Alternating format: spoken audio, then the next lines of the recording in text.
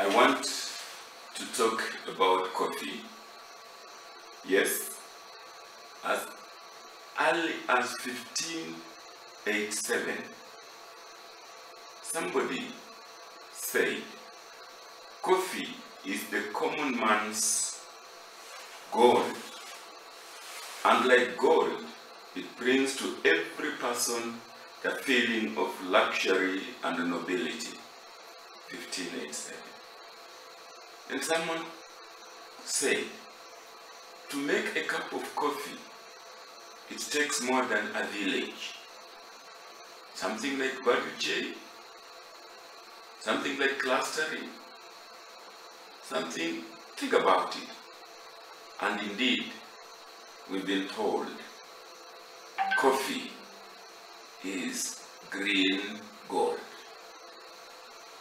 Now, in the 1950s and 60s, coffee had a major socio-economic impact in my family, and as I learned indeed in many other families in the coffee growing areas in Central Province of Kenya, the Greater Meru District, Machakos, Makueni, Kisii, my own Bungoma, Nakuru, and Baringo districts, among others. Indeed, as the chairman of African Agribusiness Incubators Network, I can say many other countries can actually be associated with what I'm saying. Many African countries, even Peru, even Brazil, where coffee is grown. Now for my case, I vividly remember picking coffee, loading it to an ox-pulled cart, or even on a bicycle, or indeed on my own head, and transporting it to the local cooperative coffee factory for weighing, processing, and drying. During coffee peak production periods, many were days I stayed late into the night to get my family's coffee weighed at the coffee factory. I, with my other members of the family, would weed, spread manure and fertilizer, prune, and do many other related agronomical aspects of the coffee.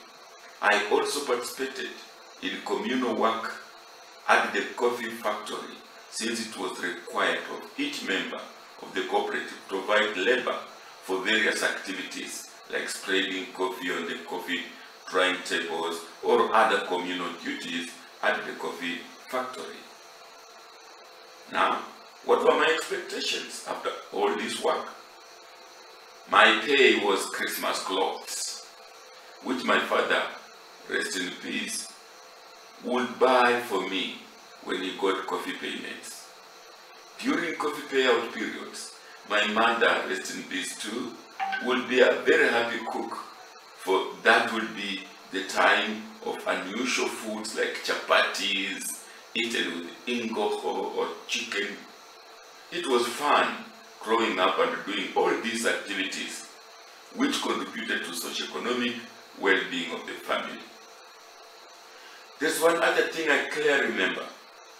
The only income our coffee farm generated was the payment gotten from the raw coffee sent to the factory.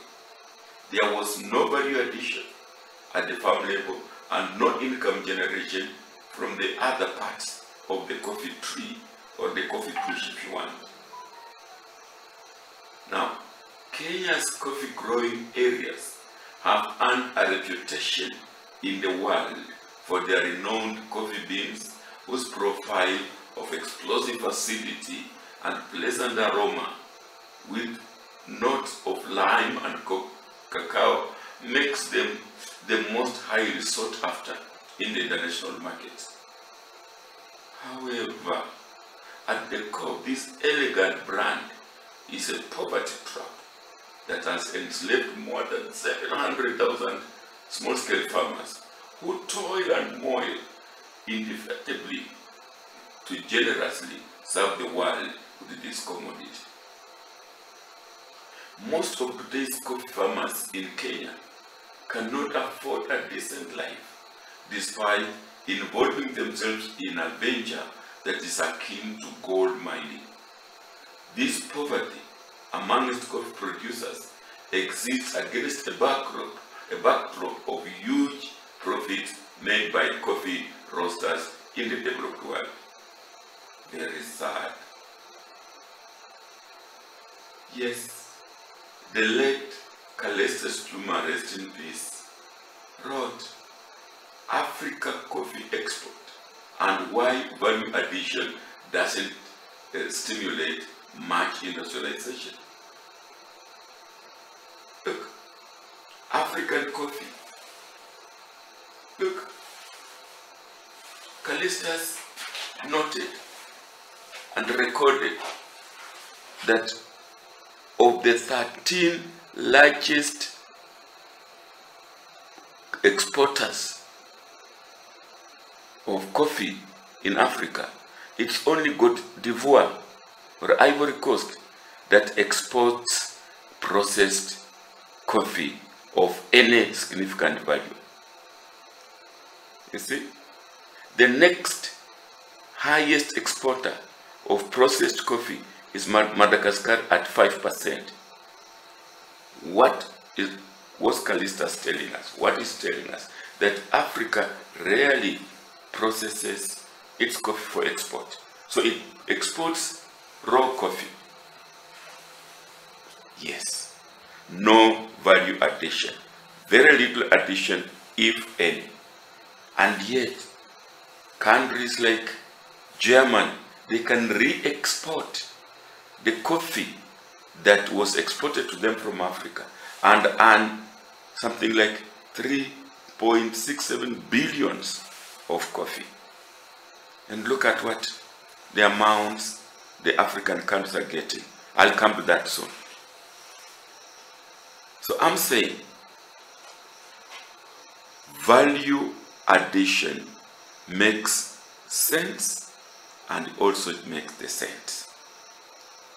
Let me just demonstrate, illustrate.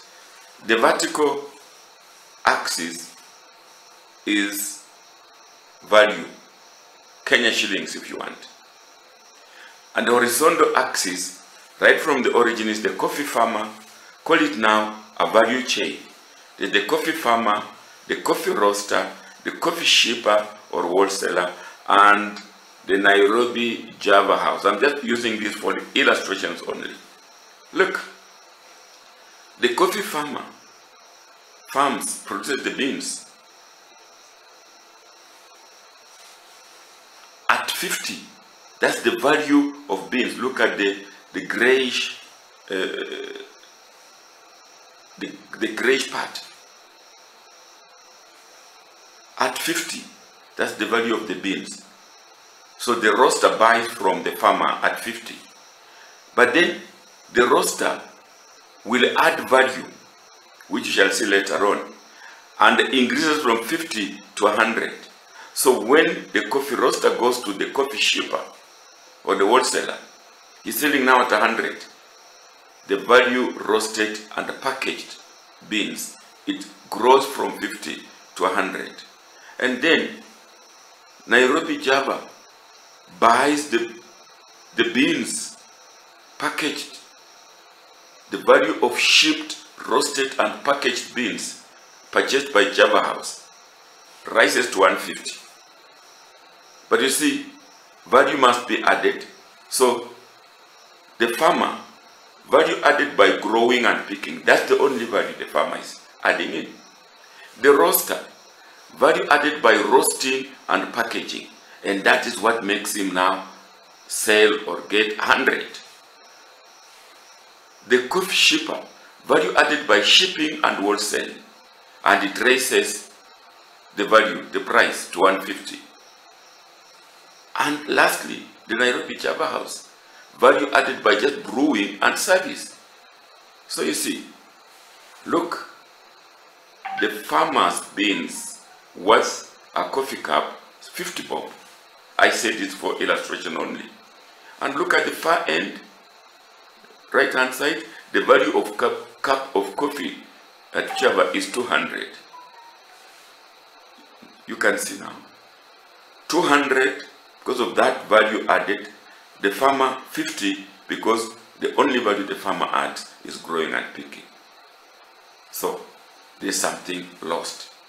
Let me now again illustrate how we are perennially in the red because of no value addition.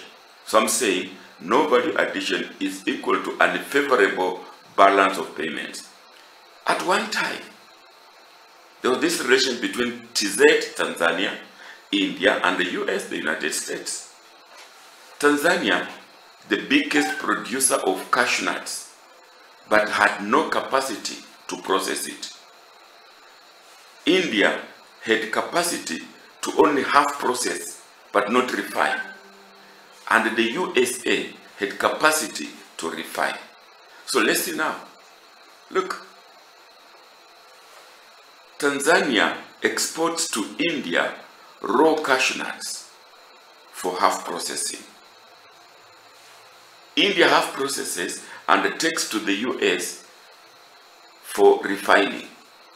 And when the US has refined it, it takes it back to Tanzania as exports in terms of cashew nut bread spread. Now let's see the money aspect. For exporting to India, the kg of raw nuts, cashew nuts, illustration only, Tanzania earns 10 bob. India adds value by half processing, and from the US, India earns 50 from the half processed kg of the nuts. India bought at 10, is now getting 50, so it gains 40. And Tanzania borrows from the World Bank 100 shillings to add to the 10 shillings from India to pay 110 to import their own nuts in value added form. So you see, Tanzania earns 10, but to get the bread spread, the fully refined, processed and refined cashew nuts, Tanzania has to borrow 100 to add on the 10 that earned. So Tanzania is perennially in the red and favorable balance of payments. So that's what I'm saying. Value addition will improve our balance of payments. No value addition is equal to unfavorable balance of payments. Now, a 2016 study placed the living wage of rural Mount Kenya at 158,000 Kenya shillings. That is gross per year. Yet an average coffee farmer earns only 10,000. Living 158,000, earning from coffee 10,000. There is an urgent need for coffee growing counties and even countries to initiate measures to improve the earnings by coffee farmers. It is very sad that some Kenyan farmers have and are actually uprooting coffee. I was in Embu not long ago. Look at, watch it. That's coffee being cut. Farmers.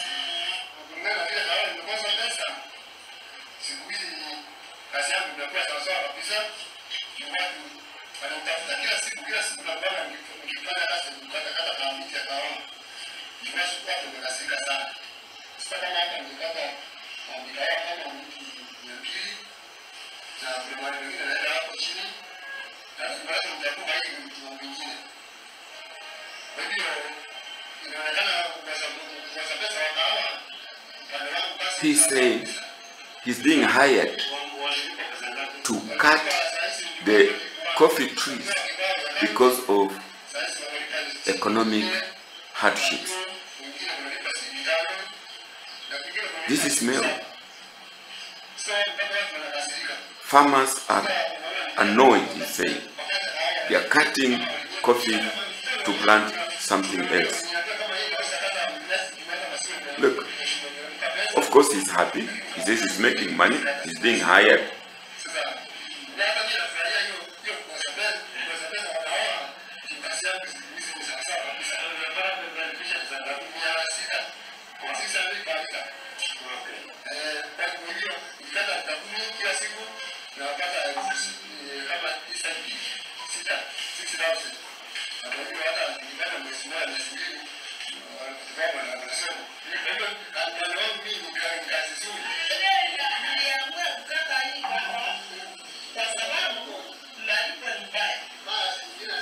Back payment, she says.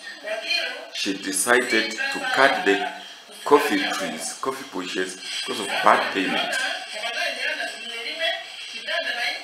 This is Mary. I was in Embu and I witnessed young farmers who had inherited coffee farms are cutting the coffee to replace it with the mera. Coffee is not bringing in the profit, the economics. You can see even the pots there.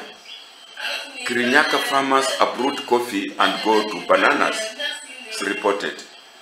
Farmers uproot coffee trees to protest the low pay. Third, that because farmers depend on only the coffee that they sell to the factory, there is no other way they are earning from the coffee tree, and therefore the economics is bad. Now, I want you to look at this picture. Look at this picture. This tree, coffee tree. How many income generating activities can you see to advise the farmer or even the government? Look carefully. You have to be entrepreneurial. Entrepreneurs see what non-entrepreneurs cannot see. Look at that farm, look at that tree, and tell me what opportunities you can see. Of course, there is coffee. This lady is picking coffee, of course, with a child, so it's hard labor. Just keeping the coffee, send to the factory, and that's the only source of income from this coffee tree. I want you to look at it and imagine, be entrepreneurial, be agripreneurial, and see the hidden chances, the hidden opportunities. Well, if you can't see, let me help you with this diagram here. Now, look at this diagram. Tell me how many squares you can see. For heaven's sake, don't tell me you can see only 9 squares. Don't tell me the 9 that I've named or I've labeled.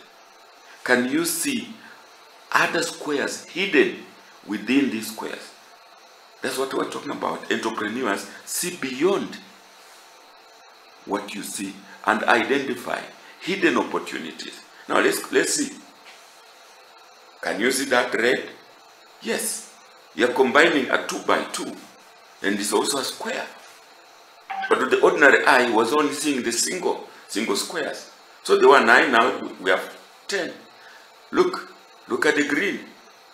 Just shifting the red to the right, and you create another. These ones were hidden to the ordinary eye. So the opportunities are hidden. Look, the purple, and finally the orange. So you can see, let's go back. You would count 1, 2, 3, 4, 5, 6, 7, 8, 9.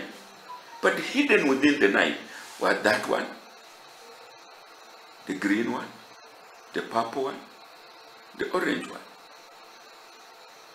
So the message has been that there are hidden opportunities in the coffee subsector that could improve its benefits to the farmer and the community. Let's sample them. Back to our coffee tree, or do you want to call it coffee bush? Look at them again.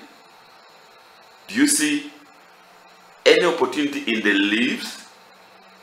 Do you see any opportunity in the branches? That coffee is actually a fruit. When I was picking coffee, I would eat some, throw in my mouth, sip the juice, the sweet juice, spit the bean. So that's sweet. What can we do with it? Now let me remind you that of all the parts of the coffee plant, as it's a bush scientifically named Coffea, the leaves don't really get much attention. The beans, which are actually seeds found inside the small fruits on the bush, are one of the world's most valuable commodities, up there with crude oil. They are usually roasted and then ground for our morning brews. The fruit of the plant, typically called cherries, are edible, and a beverage called cascara can be made from their dried husks. But the leaves are typically ignored. Even the berries, they only go in for the inside seed. So, the coffee leaf can make coffee tea, which refers to herbal tea made from non-bean parts of the coffee or the coffee plant, and many may refer to coffee leaf tea or coffee cherry tea. Look, here somebody speaking, this lady, not in Africa of course, is picking the leaves. Those leaves are now being picked, being processed. There, coffee tea, produced it from the leaves. So, on our coffee trees, those leaves go to waste, and yet they can be income generating. When we are still waiting for the payment from the cooperatives, we can use tea even domestically. Coffee tea or coffee leaf tea, also called kuti or kuti tea in Ethiopia, where it has been drunk for quite a while, is a greenish, faintly bitter beverage, extremely similar in appearance to green tea. Look at it. Look, kuti, that advertisement from Ethiopia. Dried Ethiopian coffee tea leaves imported from Mocho. I was in Mocho. Look, in places where coffee plants are cultivated, the locals have a largely undiscovered secret. So the leaves are now being used. You see that herbal tea.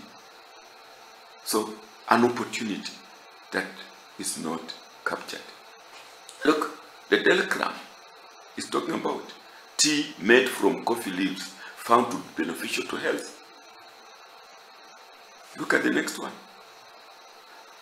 Forbes want to keep coffee farmers employed? Drink coffee leaf.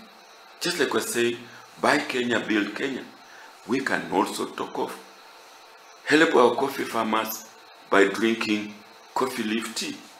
Opportunities. Look, coffee fruit. The secret superfood that's about to explode. Look at that source. Usually it is discarded as a byproduct of coffee production. The coffee fruit is the outer husk that surrounds the coffee bean and is known to be high in antioxidants. In 2013, Canadian highlighted the fruit's potential to be one of the most sustainable produced superfoods in the world. Given the close link to coffee, it's apt that Starbucks have introduced a coffee fruit-based drink, the Cascara Latte, as part of its new hot drink lineup in stores across the US. From that man, look at that link. Look here, I captured this. Here you can see a Ugandan farmer sowing ginger, An acre requires 3 to 6 lorries or supply of 50 kg of compost coffee husks manure to grow the crop for better yields. Farmers growing ginger can improve the crop's yields by up to 30% using compost coffee husks. And I move to factories and I see these coffee husks that you see here, they just go to waste at some factories in Kenya as the country spends fortunes on imported fertilizer. There you are. A farmer would increase their income by utilizing that. Look, coffee can ease the feeds issue. Look, I've taken it from that source, Hattaglam, Oliveira, and others. The optimum rates of inclusion of coffee pulp and coffee grounds in the diets of livestock and poultry. Look, coffee pulp for pigs, for poultry, for cattle, buffalo, for cattle and even buffalo, for goats and sheep. You see, coffee grounds, the remains of coffee.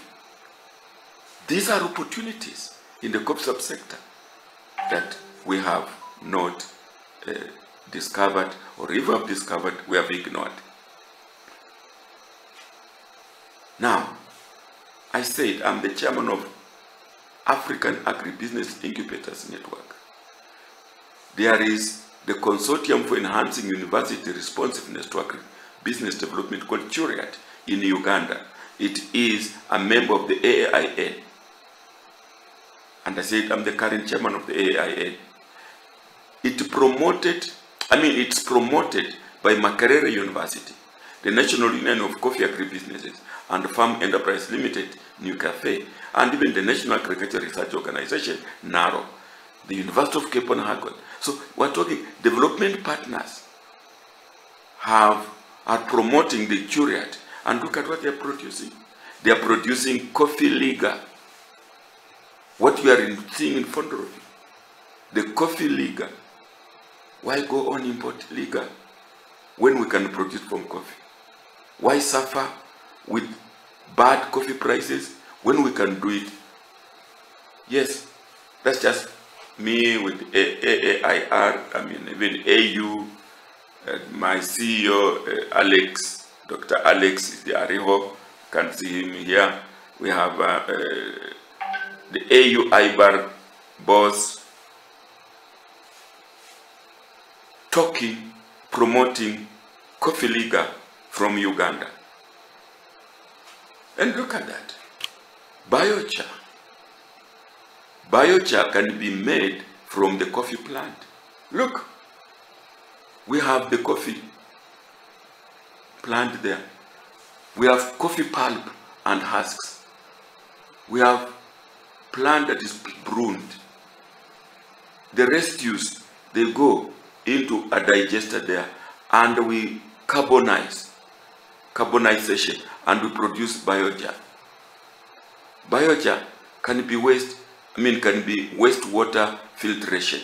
Can use it to look that water, filter water, and economic use. It can be new revenue streams from the same, and then the remnants go back as compost to the coffee farm, and the cycle continues. We can also look, when you go, charcoal briquettes can be made from biochar, from coffee plant. You see, coffee pulp, the husk, the parchment, all these, you carbonize them and you use charcoal briquette machine and you produce all those charcoal briquettes, agro waste, and we avoid cutting firewood or cutting trees for firewood.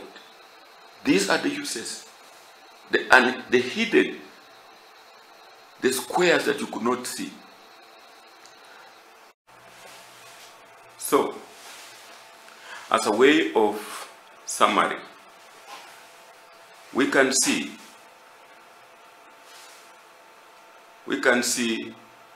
the byproducts of the coffee, fresh pulp, fresh and dried pulp, husks, parchment, pulp, all this can undergo some processes.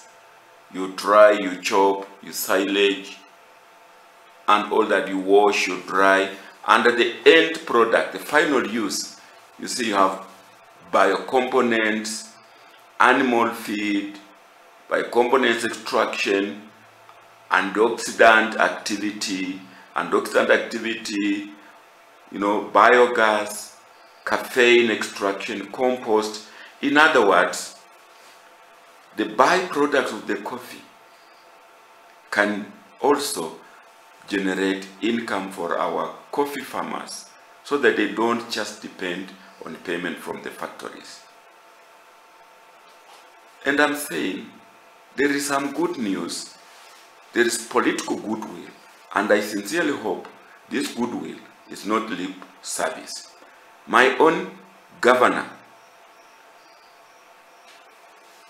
Honorable His Excellency Wycliffe Wangamati, sometimes in April last year, 2019,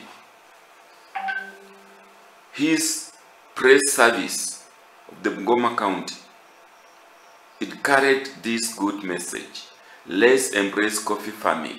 So the governor told us. Of course, the farmers in Bungoma were therefore asked to embrace and invest in coffee farming. He was speaking in Mkuyuni ward of Kapchai constituency, and he said today, that day of April, Wycliffe Wangamati has said his government is doing all that is within its power to support coffee farming. He has built 2 coffee mills and is now pursuing market for Bungoma coffee abroad. Yes, sometimes last year I was in the US, Boston, Chicago, and we had quite a number of governors from Kenya, mainly from central part of Kenya, Kirinyaga, Murang'a. They had come there looking for market for coffee. And this is what Governor Wangamati is talking about here. He's pursuing market for Bungoma coffee abroad. He said coffee has the potential to change fortunes of farmers. I wish, I propose that the efforts go beyond simply looking for those coffee beans and sending them abroad. The byproducts and the non-coffee products of the coffee tree should also be included. So the efforts should go in to assist the farmer also earn some income from that, apart from the efforts of looking for market of the coffee abroad. I was looking at value chains of some crops in our country, in Kenya, and I noticed that whereas cut flower farmers participate in almost all stages of the cut flower sector value chain, the processing and marketing process of coffee industry are dominated by institutions that thrive on information asymmetry in the sector to maximize profits. Yes, there is information asymmetry.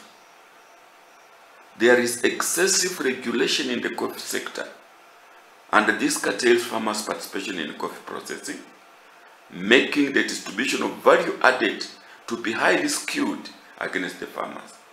This is something that we should look at seriously. I am saying that the road to success is paved in coffee value addition.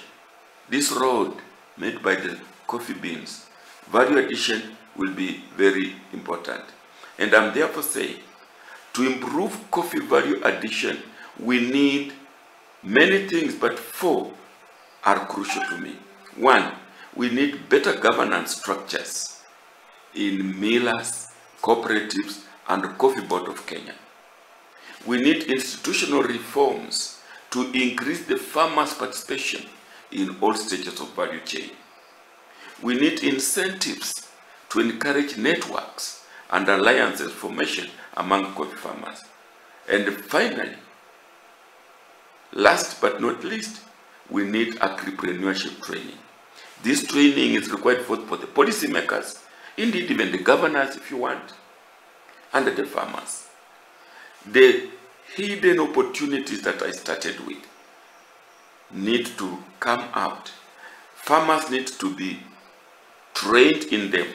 Policymakers need to know them so that they can now put up policies to support, let's say, charcoal briquettes from pruning. When we prune our coffee, we don't just throw away those what we have pruned. When we send our coffee to the factories, the husks, we don't just throw them away. When there is market is poor, we don't need to send our coffee. We can do what we at AIN has done to Uganda farmers by making legal. So training is necessary. I am hoping that policymakers in coffee growing counties, governors for that matter, ministers of agriculture, ministers of industry, we must work together. The agriculture will produce the raw, the coffee, but processing traverses and goes to industries. Coffee is gold for us. The farmer is being, fleeced. People are cutting the coffee trees. We need to help them out. I hope this works. Thank you.